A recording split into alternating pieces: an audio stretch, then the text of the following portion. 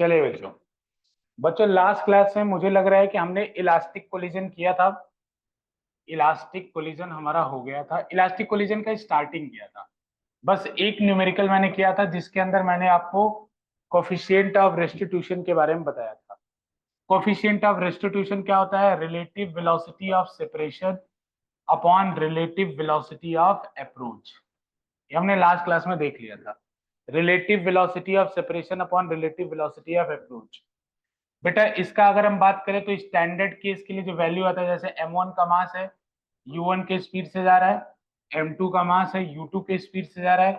Collision के बाद m1 वाला v1 से जा रहा है और m2 वाला v2 से जा रहा है बेटा। तो इस सिचुएशन में आपका फॉर्मूला क्या बनता था इसका, इलास्टिक कोलिजन में कोफिशिएंट ऑफ रेस्टिट्यूशन का? तो बच्चों वेलोसिटी और relative velocity of separation v2 minus v1 और relative velocity of approach u1 minus u। क्योंकि कोलिजन के बाद ये अलग हो रहे हैं तो v2 बड़ा होगा, तो ये इनके बीच की दूरी बढ़ रही होगी v2 माइनस v1 से। कोलिजन के पहले अगर ये पास आ रहे हैं तो मतलब u1 बड़ा होगा, तो इनके बीच की दूरी कम हो रही होगी u1 माइनस u2 से। तो इसीलिए बच्चों ये जो फॉर्मूला है वो ई का है। अगर इसमें से कोई भी अपना डायरेक्शन चेंज करता है तो वहां पे आपको माइनस ला देना है। जैसे u2 वाले ने अपनी डायरेक्शन चेंज कर दी तो यहाँ माइनस u2 की जगह प्लस u2 हो जाएगा। ठीक है ना, माइनस u2 की जगह प्लस u2 हो जाएगा। ठीक है बच्चों, तो ये हमने लास्ट क्लास में देख लिया था और ये देखा था for elastic collision. For elastic collision E is equals to 1। For elastic collision E is equals to 1। Elastic collision के लिए E की वैल्यू 1 होती है। For elastic collision E is equals to 1, ये लास्ट क्लास में देख लिया था। बस एक छोटी सी समरी जिससे लास्ट क्लास की चीजों को हम कनेक्ट कर पाए। तो बेटा अब डायरेक्ट इस क्लास में भी हम एक क्वेश्चन करेंगे, क्वेश्चन से स्टार्ट करेंगे। क्वेश्चन ऐसा है बेटा कि एक मास है, वो 2 kg का है, 4 मीटर पर सेकंड से आगे जा रहा है। एक दूसरा मास है, ये भी 2 kg का है, ये 2 मीटर पर सेकंड से पीछे आ रहा है। इनके बीच में आपस में कोलिजन हुआ। कोलिजन हुआ, कोलिजन होने के बाद ये दोनों सेपरेट हो गए। सेपरेट होने के बाद बेटा 2 kg वाला v1 के स्पीड से जाने लगा, एंड अगेन जो आगे वाला 2 kg था वो v2 के स्पीड से जाने लगा। बच्चों question is same, find the value of v1 and v2। Find the value of v1 and v2। Find find v1 and v2। बच्चों आपको v1 और v2 निकालना है। Find v1 and v2, solve कीजिए इसको। Find v1 and v2, answer निकालिए बच्चों।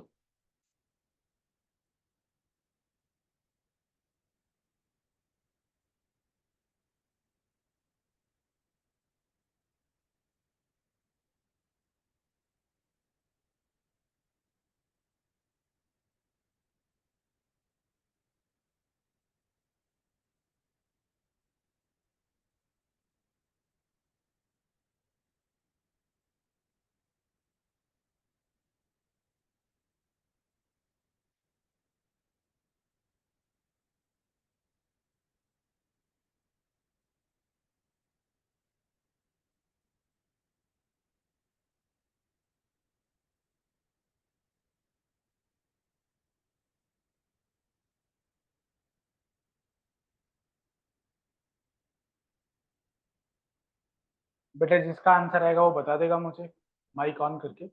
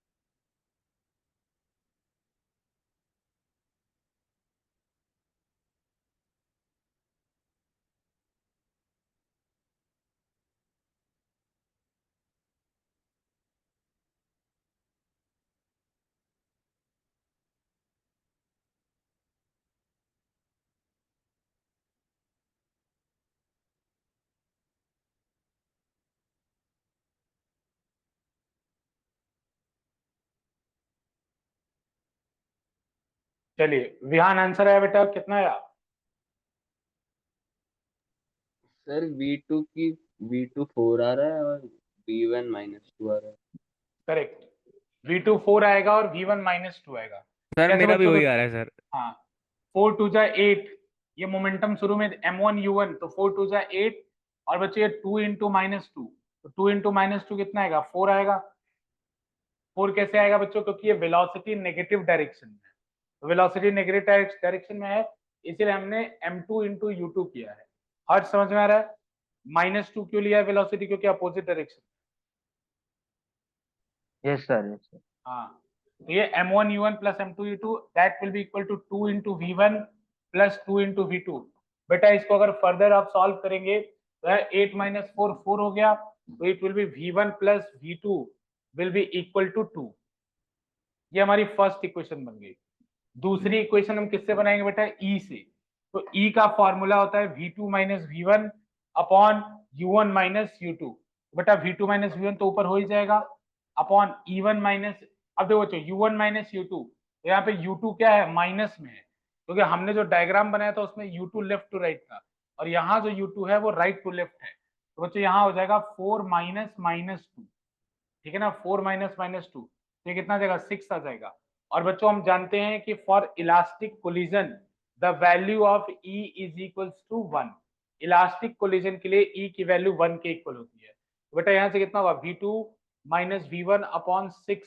तो यहाँ से एक इक्वेशन आपका बन गया V2 minus V1 equal to 6। ये दो इक्वेशन बन गया, इक्वेशन 1, इक्वेशन 2। डायरेक्टली इन दोनों को ऐड कर दीजिए बेटा।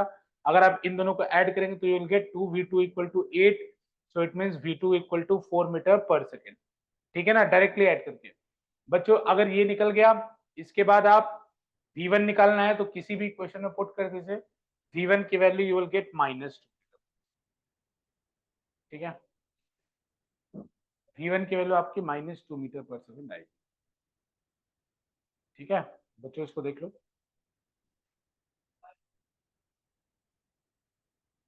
ठीक है बच्चों, डन। जिसको नोट डाउन करना है बेटा जल्दी से नोट कर लो, 30 सेकेंड्स दे रहा हूं मैं।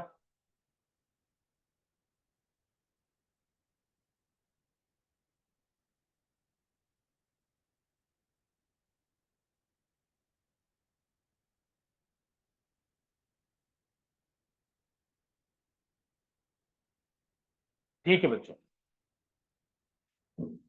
ठीक है, इधर ध्यान दो एक बात का। यहाँ पे एक चीज आपको सीखनी है, वो चीज क्या है आप ध्यान दीजिए कि बच्चों अगर ये परफेक्टली इलास्टिक कोलिजन है जैसा कि इस क्वेश्चन में है, अभी हम केसी कर रहे हैं परफेक्टली इलास्टिक कोलिजन का, तो परफेक्टली इलास्टिक कोलिजन में एनर्जी का कोई भी लॉस नहीं होता है। तो उस सिचुएशन में बेटा आप देख रहे हैं कि यहाँ पे फर्स्ट वाले पार्टिकल की वेलोसिटी 4 थी और सेकेंड वाले पार्टिकल की वेलोसिटी -2 है। तो बच्चों जब परफेक्टली इलास्टिक कोलिजन हो और मास भी सेम हो, परफेक्टली इलास्टिक कोलिजन हो और मास भी सेम हो, तो directly you can interchange the velocity. बच्चों पीछे वाले का वेलोसिटी, फर्स्ट वाले का वेलोसिटी 4 था, यानी पीछे वाले का वेलोसिटी 4 था, तो आंसर में V2 क्या आया? 4 आया। आगे वाले का वेलोसिटी -2 था, क्योंकि तो ये पीछे आ रहा था, आगे वाले का वेलोसिटी -2 था, तो V1 का आंसर क्या आया? -2। तो बेटा जब मास इक्वल हो और इलास्टिक कोलिजन हो तो कैलकुलेशन करने की कोई जरूरत नहीं, डायरेक्ट जो पीछे वाले की वेलोसिटी है वो आगे वाले पे लगा दो, और जो आगे वाले की वेलोसिटी है वो पीछे वाले पे, you will always get the same answer. समझ में आया ना? तो इसको नोट करके लिख लीजिए आप लोग कि जब इलास्टिक इलास्टिक कोलिजन हो बच्चों और मास सेम हो, तो नोट करके आप लिख लीजिए, नोट करके लिखिए बेटा। In case of elastic collision, in case of elastic collision, if masses are same, in case of elastic collision, if masses are same, then we can interchange, then we can interchange, in case of elastic collision, when masses are same, then we can interchange, the velocity after the collision. then we can interchange the velocity after the collision. Then we can interchange the velocity after the collision. Then we can interchange the velocity after the collision. बच्चों clear है? Calculation तो नहीं करेंगे ना आप? मतलब अगर याद रखिएगा दो कंडीशन, लेकिन कि इलास्टिक कोलिजन होना चाहिए और सेम मास होना चाहिए, तो no need for calculation, directly velocity को इंटरचेंज कर, ठीक है ना, डायरेक्टली वेलोसिटी को इंटरचेंज कर लीजिए। कुछ कॉमन सेंस की बात मैं बता दे रहा हूं, जैसे बच्चों अगर आप इसमें याद रखिए, अगर कोई ऑब्जेक्ट टकरा रहा है, एक छोटा सा ऑब्जेक्ट कुछ वेलोसिटी से जा रहा है और ये मैसिव ऑब्जेक्ट किसी मैसिव ऑब्जेक्ट से टकरा रहा है, और ये मैसिव ऑब्जेक्ट मान लीजिए v या u2 वेलोसिटी के साथ जा रहा है, ये मैसिव ऑब्जेक्ट है, ठीक है ना, u2, और ये u1 है मान लीजिए। तो बच्चों जब इनके बीच में अगर कोलिजन हुआ, इसको मैं नीचे कर ले रहा हूं, इनके बीच में अगर कोलिजन हुआ तो क्या होगा? एक बहुत मैसिव ऑब्जेक्ट है, ये m1 वाला u1 से जा रहा है और ये m2 वाला u2 से जा रहा है। तो बच्चों यहाँ पे मैं मान रहा हूं कि m2 is greater greater greater than m1, m2 m1 से बहुत बड़ा है। तो बच्चों होगा क्या कि कोलिजन के बाद, ये बात आपको याद रखना है, m2 को तो कुछ फर्क नहीं पड़ना है। जैसे सुमो पहलवान आप लोग जानते हैं ना, सुमो फाइटर जो होते हैं जापान में, उनको एक छोटा सा बच्चा अगर धक्का दे रहा हो तो उसको तो कोई फर्क नहीं पड़ता, रिबाउंड होके आप ही वापस जाओगे। तो जिस वेलोसिटी से बेटा ये ब्लॉक आया था, कोलिजन के बाद वापस उसी वेलोसिटी से अपोजिट डायरेक्शन में वापस हो जाए। और U2 को, मैसिव ऑब्जेक्ट को कोई फर्क नहीं पड़ेगा, ये आपको याद रखना है, आप लिख लीजिए। मैसिव ऑब्जेक्ट तो बच्चों याद रखना है, अगर मैसिव ऑब्जेक्ट है तो this will be the condition. आपको क्वेश्चन में काफी हिंट रहेगा जिससे आप पहचान पाए ये मैसिव ऑब्जेक्ट है या नहीं, ठीक है, जिससे आप चीजों को पहचान पाएंगे। तो ये आप लिख लीजिए कि अगर कोई भी मैसिव ऑब्जेक्ट के साथ कोलिजन हो रहा है तो आपकी वेलोसिटीज जो होंगी, मतलब मैसिव ऑब्जेक्ट को कोई फर्क नहीं पड़ेगा, लेकिन दूसरा वाला वापस आ जाएगा उसी वेलोसिटी। क्लियर है ये? Yes sir. चलो बच्चे इसको बना लो फटाफट।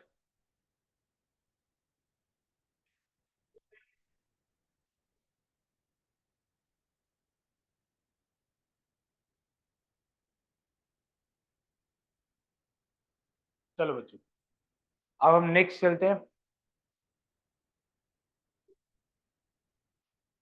नेक्स्ट चलते हैं हम लोग दूसरा इनइलास्टिक कोलिजन की तरफ। पहला कोलिजन था बच्चों इलास्टिक कोलिजन, दूसरा कोलिजन है inelastic collision. Inelastic collision, second type of collision is inelastic collision. Inelastic collision, second type of collision is inelastic. पहला कोलिजन था बच्चों इलास्टिक, दूसरा इनइलास्टिक, तीसरा वाला है परफेक्टली इनइलास्टिक। अभी दूसरे की बात करते हैं तो बेटा तो इसके बारे में लिखिए, इन this type of collision, in this type of collision we can conserve the momentum only, we can conserve the momentum only, momentum only।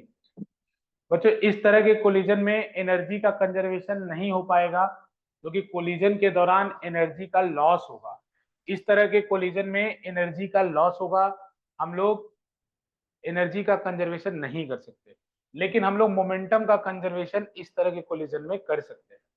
तो बच्चों मोमेंटम का कंजर्वेशन क्या इक्वेशन होती है? तो वही पुराना सिचुएशन होगा, एक ब्लॉक m1 से आ रहा है, ये u1 से जा रहा है, सेम डायग्राम, ठीक है ना, सेम डायग्राम और सेम उसका मोमेंटम कंजर्वेशन की इक्वेशन, m1 v1 से मान लीजिए और m2 सेम चीजें रिपीट कर रहा हूं मोमेंटम कंजर्वेशन की इक्वेशन में। तो बच्चों यहाँ पे इक्वेशन बनेगा m1 u1 plus m2 u2 will be equal to m1 v1 plus m2 v।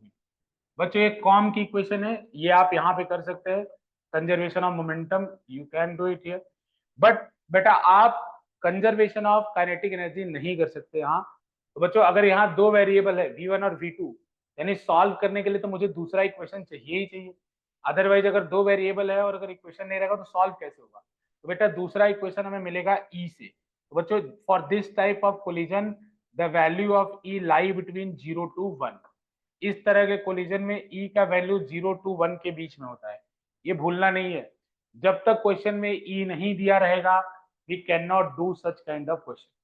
Question देने वाले को ई बताना होगा, या मोस्ट ऑफ द टाइम हमें ई निकालना भी पड़ सकता है, ठीक है ना, लेकिन बताना पड़ेगा कि भाई ई इतना है, और तब आपको ये चीजें सॉल्व करनी। डन।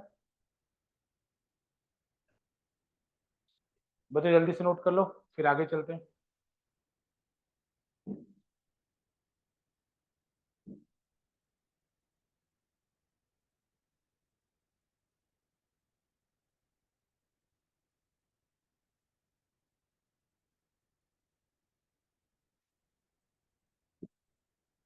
याद रखिएगा ई की वैल्यू 0 से 1 के बीच में।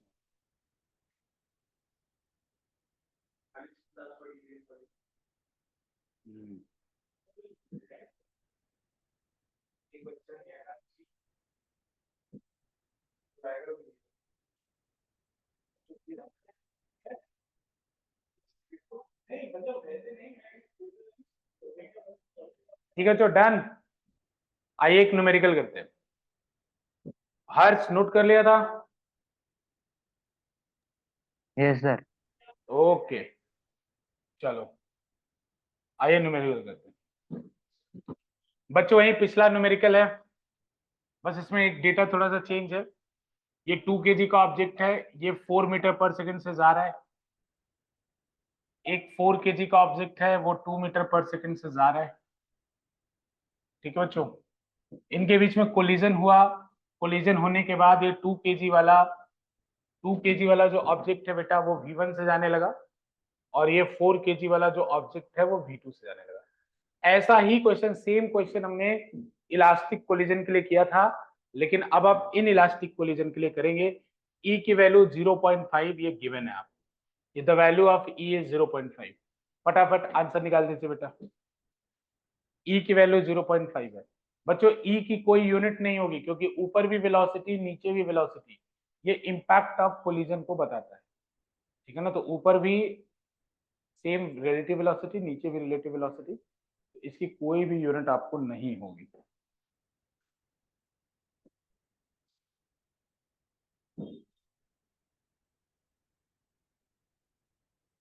विहान आंसर आया तो बता देना। ओके। ओके बेटा।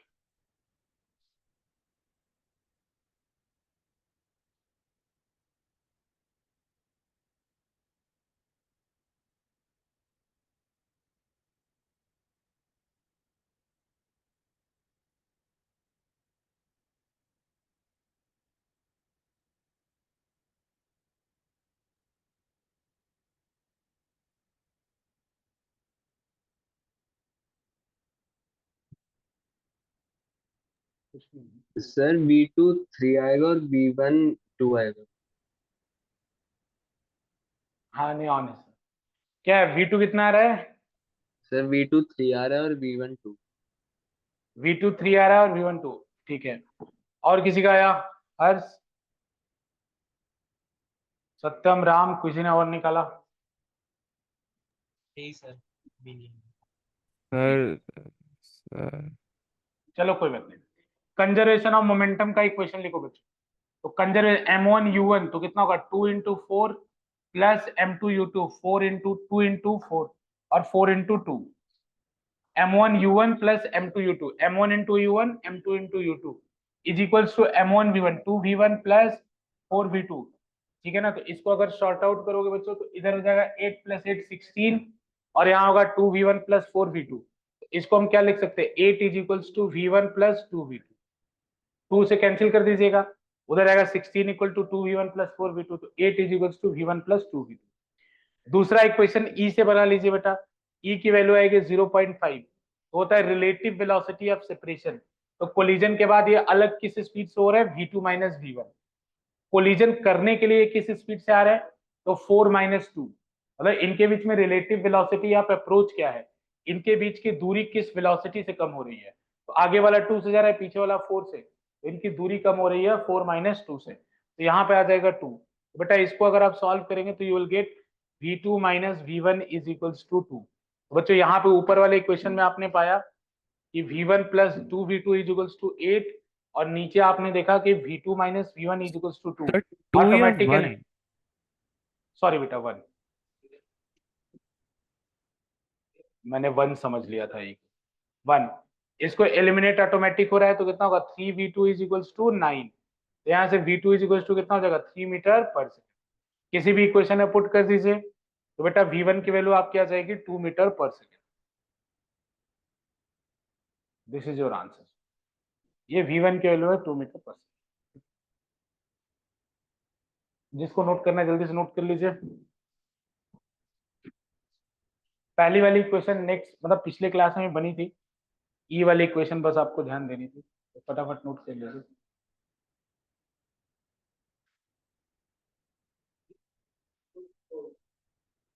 ठीक है,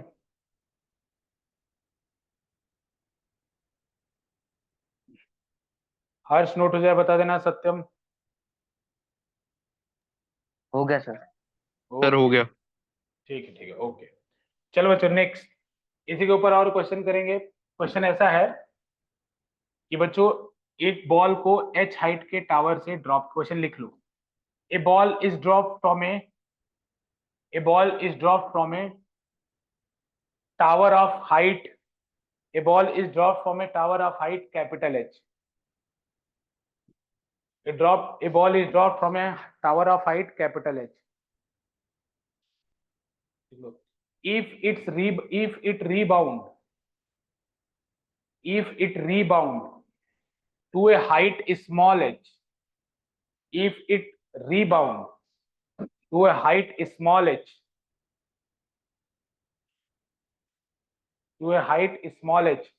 then find the relation between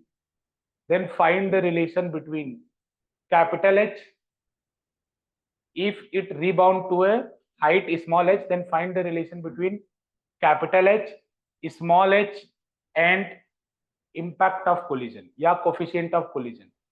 E लिख लीजिए direct. Find the relation between capital H, small h and E। बच्चों इसका जो आंसर आएगा वो डायरेक्ट याद रखना, बहुत इंपॉर्टेंट, वेरी वेरी इंपॉर्टेंट। कि अगर ये रियल लाइफ में ऐसा ही तो होता है, नोट कर लीजिए एक बार क्वेश्चन को। Find the relation between capital H, small h and E। Real life में यही होता है कि आप अगर h हाइट से किसी बॉल को ड्रॉप करते हैं तो फर्स्ट टाइम उसका कोलिजन होता है। कोलिजन होने के बाद वो कुछ हाइट कम जाएगा, पहले जितना हाइट वो आया था, जितने हाइट से उसको आपने गिराया था, कोलिजन के बाद वो कम हाइट तक जाएगा। तो कोलिजन के बाद वो जिस मैक्सिमम हाइट तक गया वो h था, और कोलिजन के पहले वो जिस हाइट से उसको ड्रॉप किया गया था वो कैपिटल H था। तो बच्चों आपको कैपिटल H, स्मॉल h और E के बीच में रिलेशन बताना है, ठीक है ना। तो ये बहुत इंपॉर्टेंट है, आइए देखते हैं इसको हम लोग। ठीक है बच्चों, तो ये कैसे होगा आइए देखते हैं। ठीक है, नोट कर लिया आपने। तो बच्चों एक बात सोचो, अगर कोई ऑब्जेक्ट, ये कोलिजन किन के बीच में हो रहा है, फ्लोर के बीच में और बॉल के बीच में। तो बच्चों जब ये नीचे से ऐसे बॉल गिरते हुए आ रही है तो मान लो जब वो टकराने वाली थी तो उसकी वेलोसिटी थी u1, या उसकी वेलोसिटी u1 मान लेता हूँ, चलो ठीक है। टकराने के बाद जस्ट वहीं से ऊपर उठी होगी, तो मैं थोड़ा अलग बना रहा हूँ क्योंकि अभी सेम जगह बनाऊंगा तो रिपीटिशन होगा, इस वजह से। टकराने के बाद मान लीजिए उसकी वेलोसिटी है v1।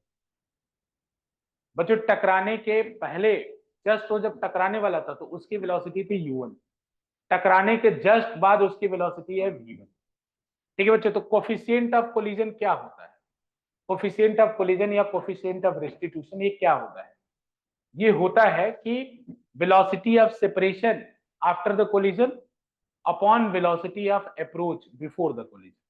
तो वेलोसिटी ऑफ सेपरेशन, तो बच्चों कोलिजन किसके बीच में हो रहा है, ये बॉल और फ्लोर के बीच में। तो जब ये कोलिजन हुआ, कोलिजन के बाद ये सेपरेट कैसे हो रहा है, तो बच्चों फ्लोर तो मूव नहीं कर रहा है, तो कोलिजन के बाद जो इस बॉल की वेलोसिटी वो क्या है v1। तो इनके बीच में दूरी किस स्पीड से बढ़ रही है, कोलिजन के जस्ट बाद v1 से बढ़ रही है। ये बॉल ऊपर जा रहा है तो किस स्पीड से बढ़ रही है दूरी, v1 से। तो बच्चों ई की वैल्यू किसके, वेलोसिटी और सेपरेशन किसके इक्वल होगा, v1 के। क्योंकि बेटा आप बोलोगे सर फॉर्मूला कहाँ गया, तो पिछले वाले फॉर्मूले में तो दोनों चीजें मूव कर रही थी, यहाँ तो दूसरी चीज वॉल है वो मूव ही नहीं कर रही। अगर वो मूव नहीं कर रही इसका मतलब क्या हुआ, अगर ये बॉल मूव नहीं कर रहा है इसका मतलब इसका वेलोसिटी ऊपर की तरफ जो है वही वेलोसिटी ऑफ सेपरेशन है। कोलिजन करने के लिए किस वेलोसिटी से आ रही है, यानी इन दोनों के बीच में डिस्टेंस कोलिजन के पहले किस स्पीड से कम हो रहा है, तो बच्चों वो स्पीड है u1। तो यही फॉर्मूला है E equal to v1 upon u1। अब आपको सीधे सीधे मोशन को यूज करना है, और मोशन को यूज करके v1 in terms of capital H निकालना है, in terms of small h निकालना है, और u1 in terms of capital H निकालना है। तो बच्चों उधर वाले डायग्राम में देखो, जब बॉल को ड्रॉप किया गया तो उसका u कितना होगा, 0। जब ये बॉल यहाँ पे कोलिजन करने वाला था तो उसका स्पीड मैंने कितना माना है, u1। आप कुछ भी मान सकते हैं, मैंने u1 माना है। तो बच्चों इसके लिए आप थर्ड इक्वेशन ऑफ मोशन लगाओ। थर्ड इक्वेशन ऑफ मोशन पता है, v square equal to u square plus 2as। तो बेटा इसका फाइनल वेलोसिटी क्या है, जब कैपिटल एच से ड्रॉप किया गया u1, तो कितना होगा बेटा, u1 का square will be equal to 0 का स्क्वायर। तो 0 का स्क्वायर 0 ही रहेगा। बच्चों नीचे की तरफ गिर रहा है तो a की वैल्यू प्लस जी ली जाएगी, तो यहाँ पे हो जाएगा प्लस 2gh, 2as की जगह 2gh। तो बच्चों यहाँ से u1 की वैल्यू कितनी आएगी, अंडर रूट ऑफ 2gh, ये u1 की वैल्यू है। सिमिलरली आपको v1 निकालना है। तो बेटा कोलिजन के बाद क्या हो रहा होगा, इस वाले मोशन को ध्यान दीजिए, जब कोलिजन के बाद वाले ये वाला जो मोशन, तो ये ऐसे ऊपर h हाइट जाके रुक जा रहा है ना, h हाइट जाके रुक जा रहा है, तो इसकी फाइनल वेलोसिटी क्या होगी, 0। इसकी इनिशियल वेलोसिटी क्या होगी, v1। इस वाले मोशन की final velocity 0, initial velocity v1, height small h। तो बच्चों फिर से लगाओ तीसरा इक्वेशन ऑफ मोशन। तो अगर तीसरा इक्वेशन ऑफ मोशन, ये पहली बार ये लगाया, फिर से दूसरे वाले के लगाओ, तो तीसरा इक्वेशन ऑफ मोशन लगाओगे तो 0 का square will be equal to v1 का square minus 2g small h।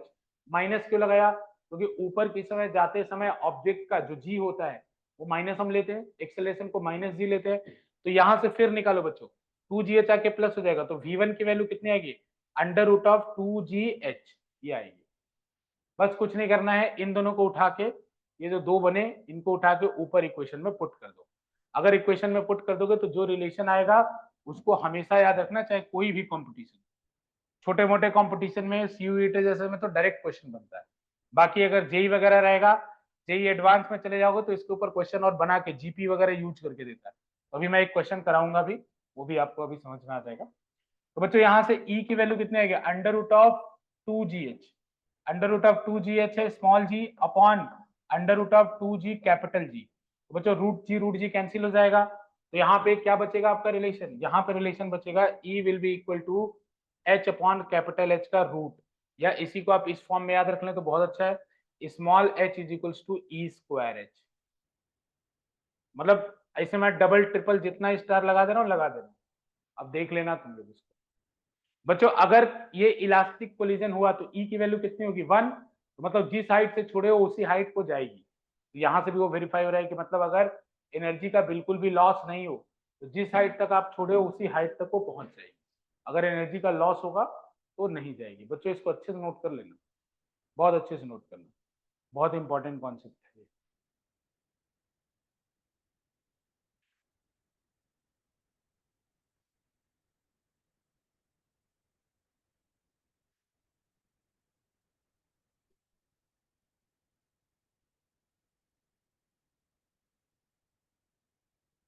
Note हो जाए बच्चों बता देना।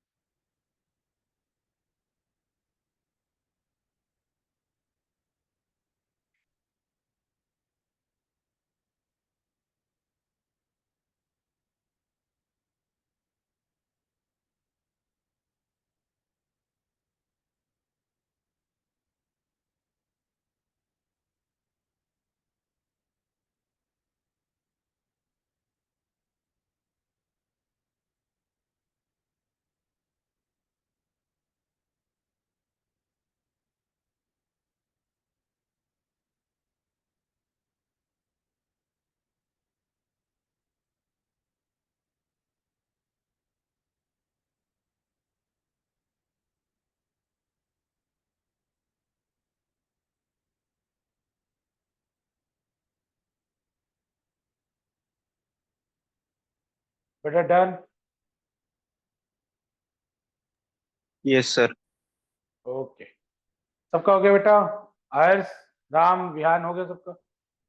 Yes sir. Yes sir. Okay okay okay बेटा, चलो यस चलो आ देखते हैं बेटा। अब एक क्वेश्चन है, ये जीपी आती है सबको, जीपी आती है, यस सर।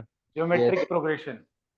चलो ठीक है बच्चों, देखो क्वेश्चन ऐसा है कि एक टावर है कैपिटल एच हाइट, यहां से एक बॉल को ड्रॉप किया जा रहा है, ठीक है ना, ड्रॉप किया जा रहा है, नीचे आ रहा है, फिर ये बॉल ऐसे ऊपर जा रहा है, सेम प्लेस पे जाएगा, लेकिन मैं सेम प्लेस पे बनाऊंगा बेटा तो आप देख नहीं पाएंगे, इसीलिए मैं थोड़ा अलग बनाऊंगा, लेकिन अदरवाइज आपको ये समझना है कि इसी जगह पे ये ऊपर जा रहा होगा, तो बच्चा ऐसे ऊपर जाएगा फिर नीचे आएगा, ऐसे ऊपर जाएगा फिर नीचे आएगा, ऐसे ऊपर जाएगा फिर नीचे आएगा, ऐसे ऊपर जाएगा, ऐसे ऐसे करते करते ये डेड हो जाएगा। ऐसा होगा, ऊपर जाएगा इस तरह से, ऐसे ऊपर जाएगा कुछ, ऊपर जाके नीचे, फिर ऊपर, फिर नीचे, ये सेम प्लेस पे करेगा, लेकिन सेम प्लेस पे बनाऊंगा आप देख नहीं पाएंगे, इसीलिए अल्टीमेटली ये जाके डेड हो जाएगा।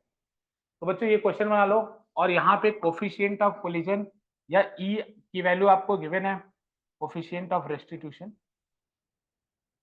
कोफिशिएंट ऑफ रेस्टिट्यूशन आपके पास ई है, ये गिवन है, is equals to E. Question ठीक है ना, जो ड्राइंग बना के क्वेश्चन लिखे, कोफिशिएंट ऑफ रेस्टिट्यूशन ई है,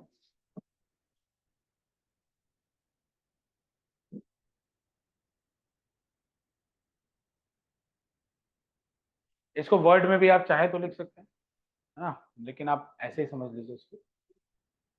तो बच्चों क्वेश्चन ये है कि find the distance travelled by the ball, find the distance travelled by the ball after infinite collision.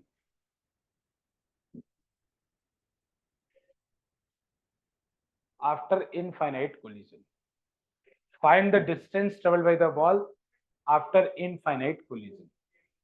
Infinite collision के बाद जो डिस्टेंस ट्रेवल होगा वो आपको बताना है, समझ रहे हो कितना मुश्किल है ये। Find the distance travel by the ball after infinite collision, infinite collision के बाद ये बॉल कितना डिस्टेंस ट्रेवल करेगी वो आपको बताना है। तो मैं बता देता हूँ, मैं ही बताता हूँ, ट्राई करेगा कोई, कुछ करोगे कि मैं बताऊं? सर इसमें डिस्टेंस के लिए सर आप कह रहे हो जीपी लगेगा तो ए इसमें एच होएगा, और ध्यान अरे ट्राई सर करोगे कि मैं बताऊं? सर नहीं आप ही वो बता नहीं। दो। हाँ देखो इधर ध्यान से, बच्चों डिस्टेंस निकालना है ना, एकदम आराम से करेंगे इसको, एकदम सब लोग ध्यान से समझना, बाउंसर नहीं जाना चाहिए किसी को, ठीक है ना, एकदम आराम से समझना। बच्चों आराम से वन बाय डिस्टेंस निकालने के लिए आपको टोटल पाथ लेंथ ऐड करना पड़ता है, टोटल पाथ लेंथ ऐड करना पड़ेगा। अगर टोटल पाथ लेंथ ऐड करना है तो कैसे करें, तो देखो जैसे सबसे पहले क्या हुआ होगा, ये बॉल नीचे आया होगा, तो नीचे आया होगा तो डिस्टेंस को मैं मान ले रहा हूँ कुछ, चलो डी मान लेते, तो जब ये बॉल नीचे आया होगा तो वो डिस्टेंस ट्रेवल क्या होगा, एच, लिखते चलो, प्लस, फिर ये बॉल नीचे आने के बाद वापस रीबाउंड हुआ होगा, तो रीबाउंड हुआ होगा तो कितना डिस्टेंस ट्रेवल किया होगा, तो बच्चों अभी आपने देखा था कि h बराबर क्या होता है, ई स्क्वायर एच, मतलब अगली बार कोलिजन में जो हाइट चढ़ता है, हाइट ऊपर जाता है ऑब्जेक्ट, वो पिछले वाले का ई स्क्वायर टाइम्स होता है। ये बात समझ में आ रहा है कि बेटा नेक्स्ट टाइम जो हाइट रेज करेगा, हाइट ऊपर जाएगा उसका, वो पिछले वाले का ई स्क्वायर टाइम्स होगा। तो बच्चों अब दोबारा जब ये रीबाउंड होकर ऊपर जा रहा होगा तो ये डिस्टेंस कितना होगा, ई स्क्वायर एच। अभी पीछे जो रिजल्ट बनाया था उसका इस्तेमाल कर रहा हूं। विहान क्लियर, राम क्लियर, हर्ष क्लियर? Yes yes sir. हाँ तो इसका पिछले बार, अगली बार जो डिस्टेंस ट्रेवल करेगा, इस बात को पकड़ना, अगली बार जो वो डिस्टेंस ट्रेवल करेगा वो पिछले वाले का ई स्क्वायर टाइम्स, क्योंकि जैसे एच से छोड़ा तो वो हाइट दोबारा रेज हुआ ई स्क्वायर एच, अब अगली बार होगा तो क्या होगा, हाइट ई स्क्वायर एच से गिरेगा आपकी बार, अगली बार हाइट क्या रेज होगा, ई square into E square H, जैसे पहली बार हुआ गिरने के बाद ऊपर गया कितना, H into E square h, तो दूसरी बार ई स्क्वायर एच गया, तो बच्चों ई स्क्वायर एच जाएगा भी और ई स्क्वायर एच आएगा भी, ई स्क्वायर एच जाएगा भी और ई स्क्वायर एच आएगा भी, दोनों काम करेगा। तो यानी बच्चों यहाँ पे अब की बार लिखा जाएगा 2 ई स्क्वायर एच। बताओ इसमें किसी को कोई डाउट? पक्का? Vihaan, Harsh clear? Yes sir. Yes sir. E square h, तो बच्चों अब अगली बार किस हाइट को अटेन करेगा, तो अगली बार देखो ई स्क्वायर एच से अब की बार गिरा है, पिछली बार एच से गिरा था, तो एच का ई स्क्वायर टाइम्स कितना है, ई स्क्वायर एच, अब की बार ई स्क्वायर एच से गिरा है, तो अगली बार कितना देगा, E square into E square H, यानी अगली बार जाएगा E to the power 4 H, तो बच्चों उसका डबल तो 2 into E to the power 4h। फिर अगली बार कितना जाएगा, 2 into E to the power 6h, so on so forth. बढ़ते चले जाओ, बढ़ते चले जाओ, ई टू द पावर 6h बढ़ते। तो बच्चों अब देखो क्या बना, अब यहां से h कॉमन, यहां से h कॉमन ले लो, और देखो क्या हो सकता है, 2h कॉमन ले लो। h वाले टर्म को छोड़ दो, यहां से 2h कॉमन ले लो। h 2h कॉमन लोगे, 2 क्यों, हर जगह 2 2 है, कॉमन ले लो 2h को। तो यहाँ बनेगा e square plus e to the power 4 plus e to the power 6 so on so forth. Infinity तक जाएगा ये, इन्फिनिटी तक जाएगा। अगर ये इन्फिनिटी तक जाएगा बच्चों, और इसमें आपने पढ़ा है कि अगर जो इसका रेशियो है, जैसे बात है ना जीपी, जीपी जिनको नहीं पता है, जीपी में पहला टर्म अगर ए है तो दूसरा टर्म ए आर होता है, तीसरा टर्म ए आर स्क्वायर होता है, चौथा टर्म ए आर क्यूब होता है। तो इसका मतलब क्या हुआ कि हर अगला टर्म पिछले वाले का आर स्क्वायर टाइम्स होता है, मतलब आर टाइम्स ज्यादा होता है, आर स्क्वायर नहीं आर टाइम्स ज्यादा होता है। तो बच्चों इसमें आर की वैल्यू आप बता सकते हो क्या है इस सीरीज में, ए की वैल्यू तो ई स्क्वायर है, ए की वैल्यू ई स्क्वायर है, आर की वैल्यू क्या है, आर की वैल्यू भी ई स्क्वायर है। ध्यान से देखो, अगला वाला टर्म पिछले वाले का कितने टाइम्स मल्टीपल है, ई स्क्वायर टाइम्स मल्टीपल है। आर निकालने का तरीका क्या होता है जीपी में, A N plus 1 upon A N, मतलब अगले टर्म को पिछले टर्म से डिवाइड कर दो, जो आता है वो आर होता है, जो आता है वो आर होता है। तो देखो किसी भी अगले टर्म को पिछले टर्म से डिवाइड करो, आंसर क्या आएगा, ई स्क्वायर, तो ई स्क्वायर आर हुआ। पहला टर्म कौन सा होता है, तो पहला टर्म यहाँ पे दिख रहा है ई स्क्वायर है। क्लियर है, पहले ये बताओ, ये बेसिक्स क्लियर है ना, ये तो जीपी का बेसिक्स, ये तो मैं ऐसे बस यहाँ समझा रहा हूँ कि पहला टर्म ए है और इनके जो कॉमन रेशियो, इसको बोलते हैं आर को क्या बोलते हैं, कॉमन रेशियो। इनका जो कॉमन रेशियो है वो ई स्क्वायर है। बोलो इतना ठीक है, जितने लोग को नहीं भी जीपी पता था उनको ठीक होना चाहिए, हाँ सर, ठीक है ना, कोई क्योंकि दिक्कत मैंने नहीं बता है, दिया, जीपी बेसिक वाले में बता तो कोई दिया। दिक्कत नहीं थी पार्ट। सर वो स्टार्टिंग वाला नहीं नहीं समझ में हुआ आया था, जीपी अब वाला हो गया। तो फिर भी। अब बताओ इसका सम कितना होगा, तो इनफाइनाइट सीरीज का सम कितना होता है, देखो इधर ध्यान से, ये ई स्क्वायर की वैल्यू, क्योंकि ये इनइलास्टिक कोलिजन है, तो value of E will lie between 0 to 1। इसका मतलब क्या है कि बच्चों अगर आर की वैल्यू लेस देन 1 होती है तो उसमें जीपी के सम का अलग फॉर्मूला होता है। तो जब आर की वैल्यू लेस देन 1 है, जो कि यहाँ पे है, आर ई स्क्वायर है, तो अगर ई की वैल्यू 0.5 है तो ई स्क्वायर की वैल्यू कितनी होगी, 0.25। तो बच्चों यहाँ आर की वैल्यू 1 से कम है, तो सम ऑफ जीपी का फॉर्मूला मैं लिख दूंगा वैसे डायरेक्ट, है S N is equals to A upon 1 minus R होता है। S N is equals to मतलब समेशन होता है जीपी का A upon 1 minus R. A क्या है फर्स्ट टर्म, आर क्या है कॉमन रेशियो। तो बस देख लो हमारा आंसर आ जाएगा h प्लस 2h, ब्रैकेट में पहला टर्म क्या है हमारा ई स्क्वायर, पहला टर्म क्या है ई स्क्वायर, और बच्चों 1 माइनस ई स्क्वायर, आर भी क्या है ई 1 minus E square.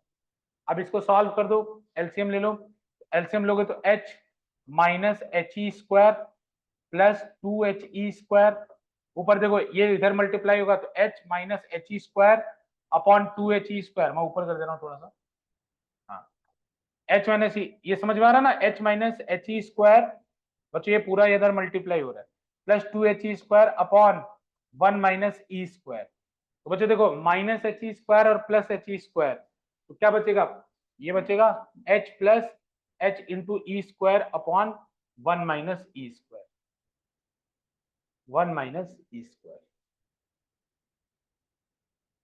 1 minus E square. यहां से h कॉमन ले लो, h कॉमन लोगे बच्चों तो ये फॉर्मूला बनेगा h इज इक्वल्स टू, ये very famous result, 1 plus e square minus 1 minus E square.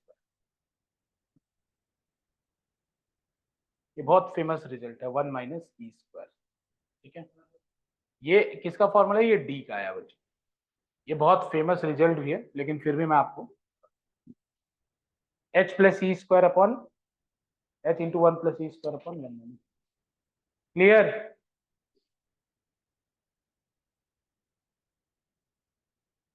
सत्यम तोते उड़ गए, नहीं सर, मतलब क्या बोलूं। हाँ उड़ गए, मेरे को पता है ना। हर्ष ठीक चल रहा है या फिर हो गया काम, हो गया सर हो गया काम। काम, हो गया ना, जो काम हाँ काम सर। हो गया होगा ना, वो मेरे से कल आके मतलब जो भी नेक्स्ट है कल आके पूछ लेना मेरे से जो समझ में नहीं आया। सर जीपे वाले में कोई ओके सर। दिक्कत नहीं आई, उससे पहले सर कैसे आइडिया पड़े ऐसे करना है? बेटा क्वेश्चन करने से फिजिक्स में मैकेनिक्स का आपको ज्यादा से ज्यादा क्वेश्चन करना पड़ेगा। अदरवाइज जैसे एक क्वेश्चन आप कर लिए ना तो अब आपको आइडिया होगा कि कैसे होगा, तो नेक्स्ट टाइम आप और अच्छा करेंगे। तो इसलिए मतलब मैकेनिक्स वाला पोर्शन अगर किसी को इम्प्रूव करना है, कॉम्पिटिटिव लेवल का इम्प्रूव करना है, तो उसको प्रैक्टिस करना पड़ेगा। ये सब क्वेश्चन प्रैक्टिस में, फिजिक्स में जितना क्लास है मैं ज्यादा क्वेश्चन भी ट्राई करता हूँ कि करा पाऊँ, लेकिन जितना आप क्वेश्चन करेंगे उतना आप इम्प्रूव करेंगे। ये बात फिजिक्स की है। तो फिजिक्स में आपको खूब क्वेश्चन करना चाहिए, ठीक है ना। 1+e² / 1 - e² = d। आप लोग का टास्क रहेगा कि अगर कोई मुझे बता पाए तो इसका टाइम पीरियड बता देना, टोटल टाइम पीरियड, मतलब ये कितने टाइम तक ये काम करता रहेगा। अगेन कोई सीरीज बनेगी, you have to check it out.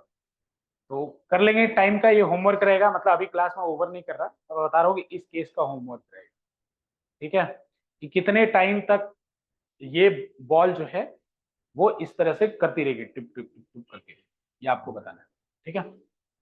अगर आप कर पाए तो ठीक है, नहीं तो नेक्स्ट क्लास में आप मेरे से पूछ लीजिएगा, मैं बता दूँ, ठीक। चलिए आगे चले, घबराना मत।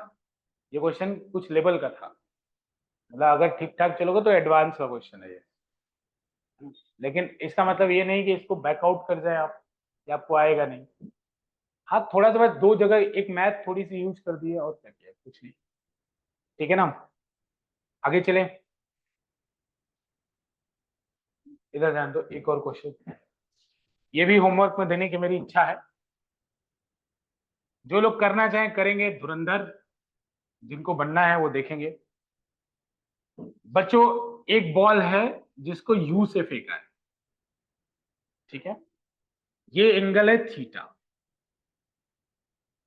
ठीक है। तो बच्चों ये बॉल ऐसे जाएगी, फिर ये बॉल ऐसे जाएगी, समझदार हैं आप लोग। फिर ये बॉल ऐसे जाएगी, फिर ये बॉल ऐसे जाएगी, ऐसे ऐसे करके डेड हो जाएगी, ठीक है ना। तो बच्चों अगर जो निकाल पाए, find the total range of this, ठीक है, जो निकाल पाए करेंगे। बाकी इसको भी जो पूछेगा मैं उसी को बताऊंगा, मैं सबको नहीं बताऊंगा।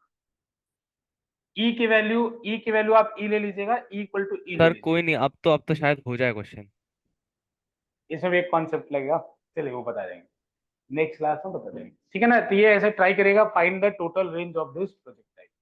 बच्चों आप इसको ट्राई करिएगा, ठीक है ना। सर इसमें क्या बॉल बाउंस कर रहा है थीटा एंगल पे यू वेलोसिटी के साथ? हाँ तो देखो अब वेलोसिटी, अब इसमें कोफिशिएंट को कैसे यूज करोगे, एक हिंट दे देता हूँ बस, कि बच्चों अगर यहाँ पे बॉल है तो यहाँ पे इसका दो कंपोनेंट टूटेगा, एक इधर टूटेगा यू कॉस थीटा, और एक इधर की तरफ टूटेगा यू साइन थीटा। जानबूझ के मैं डिफिकल्ट पढ़ा रहा हूँ, मुझे पता है, मैं डिफिकल्ट थोड़ा सा बता रहा हूँ, बाकी बच्चे घबराएंगे बहुत ज्यादा नहीं, समझने का प्रयास करेंगे, डिफिकल्ट है थोड़ा सा, मैं मानता हूँ ये बात। तो बच्चों यहाँ वेलोसिटी का दो कंपोनेंट, तो याद रखिएगा प्रोजेक्टाइल में कि अगर यहाँ वेलोसिटी का ये कंपोनेंट है, तो लास्ट में जब ये कोलिजन होगा तो उस समय वेलोसिटी का हॉरिजॉन्टल कंपोनेंट चेंज नहीं होता है, वेलोसिटी का हॉरिजॉन्टल कंपोनेंट वहीं रहता है। तो यहाँ पे भी जो वेलोसिटी जब वो टकराया होगा, उस वेलोसिटी का जो हॉरिजॉन्टल कंपोनेंट है still it will B you cos theta, लेकिन वर्टिकल कंपोनेंट जो शुरू में होता है वो लास्ट में उल्टा हो जाता है। तो यहाँ पे जो लास्ट में बच्चों ये कंपोनेंट हुआ होगा, that will be your you sine theta. मैं ऐसे डायरेक्ट आपको डेटा फीड कर रहा हूँ, बाकी आप चेक भी कर सकते हैं कि शुरू में अगर आपकी वेलोसिटी थी यू कॉस थीटा और ऊपर थी यू साइन थीटा, तो जब कोलिजन होता है उस समय जो आपकी वेलोसिटी होती है वो यू साइन थीटा ऊपर वाला नीचे हो जाता है और बाकी हॉरिजॉन्टल कंपोनेंट सेम रहता है। ये फंडा है इसका। तो इसमें देखो बच्चों एक बात मैं बताता हूं, ये ई का जब फॉर्मूला लगाओगे तो ई का formula relative velocity of separation upon, बताया था ना, रिलेटिव वेलोसिटी ऑफ अप्रोच। तो यहाँ ई क्या लगेगा, तो ई लगेगा। तो बच्चों नेक्स्ट वाले प्रोजेक्टाइल के लिए मैं थोड़ा बात कर लेता हूँ। तो जब अगला प्रोजेक्टाइल होगा, तो मैं थोड़ा कलर चेंज कर लेता हूँ, हाँ, जब अगला प्रोजेक्टाइल होगा तो उस प्रोजेक्टाइल का जो एक्स के डायरेक्शन में वेलोसिटी होगा वो तो यू कॉस थीटा ही होगा। अगले वाले प्रोजेक्टाइल का मैं इसको ऐसे बोल रहा हूँ, ऐसे ऐसे बोल रहा हूँ, उस वाले का जो एक्स के डायरेक्शन में वेलोसिटी होगा वही होगा, इसके वाई के डायरेक्शन वाला वेलोसिटी चेंज हो जाएगा। इसको कुछ नाम दे देता हूँ, यू आई कर दे रहा हूँ। इसके वाई के डायरेक्शन वाला वेलोसिटी चेंज हो जाएगा, ठीक है ना बच्चों, क्योंकि अगर ये सरफेस स्मूथ है, फ्रिक्शन वगैरह नहीं है, तो कभी भी वेलोसिटी जो सरफेस के हॉरिजॉन्टल पैरेलल रहती है वो चेंज नहीं होती है, परपेंडिकुलर वाली चेंज हो जाती है। तो यहाँ ई का फॉर्मूला क्या लिखा जाएगा, रिलेटिव वेलोसिटी ऑफ सेपरेशन, तो you i upon relative velocity of approach, तो यू साइन थीटा। तो यहाँ से यू आई की वैल्यू निकलेगी E into u sine theta. और बच्चों बाकी आपकी जो इधर वाली वेलोसिटी होगी वो सेम होगी, ठीक है ना। तो अब मैं क्या ही बताऊं, मैं सभी बता दूं मैं ही, तो दिक्कत की बात है, ठीक है ना। अब आगे अब दिमाग लगाइएगा, ठीक है ना। अब बच्चों यू आई, अगले वाले प्रोजेक्टाइल का यू आई और यू एक्स आ गया, ठीक है ना। मैं बाकी बच्चों को कष्ट नहीं देना चाहता, मेरी इच्छा तो यही है, ठीक है ना। सर इसमें जितना जितना मेरे को लग रहा है, ये इसमें वर्टिकल कंपोनेंट हमने जो तोड़ा है, लाइट बंद, हम हाँ वर्टिकल, वर्टिकल और हॉरिजॉन्टल कंपोनेंट हमने तोड़ा है हम। हाँ हाँ हाँ हाँ हाँ। सर बेटा हम क्यों तोड़ रहे हैं, हाँ सुन रहा हूँ मैं, सुन रहा हूँ मैं आपकी बात। हम वर्टिकल हॉरिजॉन्टल कंपोनेंट क्यों तोड़ रहे हैं, क्योंकि जो कोलिजन है वो केवल वर्टिकल कंपोनेंट को अफेक्ट करेगा, हॉरिजॉन्टल कंपोनेंट को नहीं। ये बात याद रखिए, अंटिल सरफेस अगर स्मूथ है तो केवल और केवल collision vertical component of velocity को अफेक्ट करता है, हॉरिजॉन्टल को। तो अगर वर्टिकल कंपोनेंट ऑफ, तो पहले यहाँ तो वर्टिकल कंपोनेंट चाहिए ना, तो यहाँ पे बॉल का vertical component you sine theta था, तो हम कोलिजन का, बच्चों अब जब ई का फॉर्मूला आप यू लिख रहे हैं, ई के सर फॉर्मूले में जितना हमेशा जितना मेरे को परपेंडिकुलर वाला समझ वेलोसिटी। में आ रहा है अभी तक, इसमें इसकी जो रेंज है वो निकाली जा सकती है उस वाले पर्टिकुलर वाले की, स्टार्टिंग स्टार्टिंग वाले की। स्टार्टिंग लेकिन वाले की तो रेंज मैं तुरंत लिख देता हूँ आपको, r equal to u square sine two theta upon g, वो तो फॉर्मूला ही होता है सर डायरेक्ट। सर फिर इसको अगले वाले की रेंज आप कैसे निकालेंगे, अगले वाले की रेंज आप कैसे निकालेंगे, तो इस फॉर्मूले को, अब वही बेसिक की बात है, इसका फॉर्मूला क्या होता है अगर आपको याद हो, u cos theta into two u sine theta upon g. इसी को जब आप सॉल्व करते थे तब ये फॉर्मूला आता था, वही u sine theta into cos theta मिलके two sine theta into cos theta मिलकर साइन टू थीटा हो जाता था और ये आता था। तो बच्चों ये u cos थीटा है क्या, ये ux था, वेलोसिटी अलोंग x कंपोनेंट। ये u sin थीटा क्या था, ui था अपॉन, ये टू भी था साथ में, u sin थीटा ui था, तो यहाँ टू भी था तो टू को मैं बाहर ले रहा हूँ अपॉन जी। तो रेंज का एक और फॉर्मूला ये याद रखना चाहिए, two into u x into u i upon g. तो दूसरे वाले का रेंज क्या होगा, दूसरे वाले का रेंज होगा two into u sine theta into cos theta into u cos theta upon g. मैं बहुत कठिन पढ़ा रहा हूँ इसीलिए मैं अभी बस इतना छोड़ दूंगा, ठीक है ना। बाकी ये आपके ऊपर है, आप इसमें दिमाग लगा के निकालिएगा। बाकी मैंने हालांकि आंसर तो बता ही दिया, आप कुछ कॉमन लेके अब वहीं जीपी की सीरीज बन जाएगी, अब सॉल्व कर लेना है, लेकिन फिर भी आपके ऊपर, तुम्हारे हवाले वतन साथियों। चलिए ठीक है ना, सर एक लास्ट कर सर लेते हैं। सर हाँ। इसी में आपने बताया था कि वो हॉरिजॉन्टल कंपोनेंट चेंज नहीं होएगा, सिर्फ हम्म, वर्टिकल होएगा।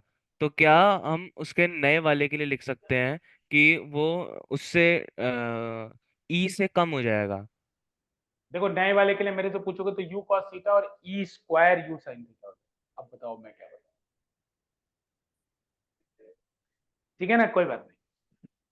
अब अगला लिखो बच्चों, परफेक्टली इन इलास्टिक कोलिजन, तीसरा लिख लो, खत्म करो। परफेक्टली, अभी 2D कोलिजन बस रह जाएगा, फिर हम उसको नेक्स्ट क्लास में ही पढ़ा देंगे आपको। परफेक्टली इन इलास्टिक कोलिजन, देखो मेरे को पता है कुछ लोग को यारकर बाउंसर टाइप का गया होगा, बस मैं ऐसे एंजॉय कर रहा था थोड़ा सा, आज बारिश का मौसम था इस वजह से मेरा मन हो गया था कि थोड़ा सा कुछ खेल हो जाए, ठीक है ना। तो बहुत परेशान मत होना बाकी लोग अगर वो देखना, और अगर समझने की बहुत इच्छा तीव्र हो रही है मैं बता दूंगा बात, ठीक है ना, आ जाना, मतलब क्लास के बाद या क्लास के पहले मैं बता दूंगा।